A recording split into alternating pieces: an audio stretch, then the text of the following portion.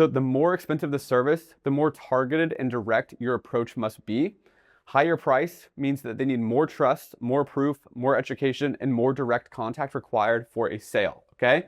So if we go through this, if you sell a product that's $1 to $300, not a lot of trust needed, okay? So you could just sell through organic content like TikTok or Instagram, maybe UGC, paid ads, or SEO. Like if you sell a $5 app that counts people's calories, let's just use that example.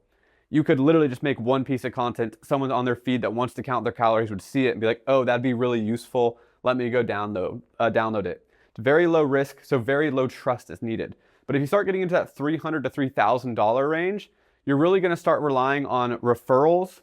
You're going to need full sales calls so you can start answering questions and overcoming the objections, or a really long webinar where you can actually educate people on the problem, explain why your solution is the best, and then back up your credibility by showing case studies. Next, if you're selling a service anywhere from $3,000 to $10,000, there's a lot of trust that's needed. And this is usually done through just direct one-to-one outreach or partnerships, kind of like the real estate example, how you're partnering with a real estate agent, or even in-person sales, okay? So like you are literally going to an event, or you are going to a restaurant, or going directly door to door to the customer, to the business owner, and pitching your service in person. People are way more likely to trust you when they can put a face to your name and they see you in person. It shows that you care.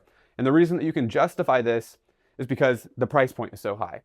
And so I want you guys to understand that Whop, this company, is literally an $800 million company, and they did that without any marketing. They only did it through direct outreach and partnerships. And so I just want you guys to understand that it has nothing to do with like, there's no ceiling to doing direct outreach and sales. It just depends on how much money you make per customer, which kind of dictates which go-to-market strategy you should be executing, okay?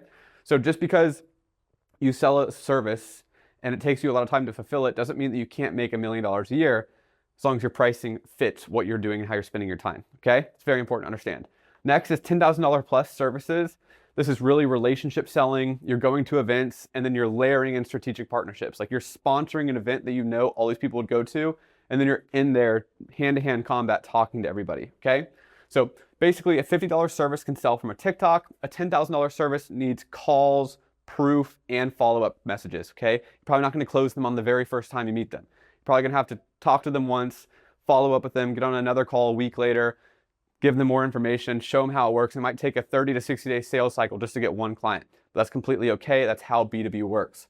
So just what you guys need to understand for your go-to-market strategy, based off of your pricing, just don't use the wrong sales motion. If you're doing direct outreach for a $50 service, it's gonna be really hard for you to make $10,000 a month because you have to do so much work just to make $50, okay? It's much better to spend a lot of time to get one $10,000 client.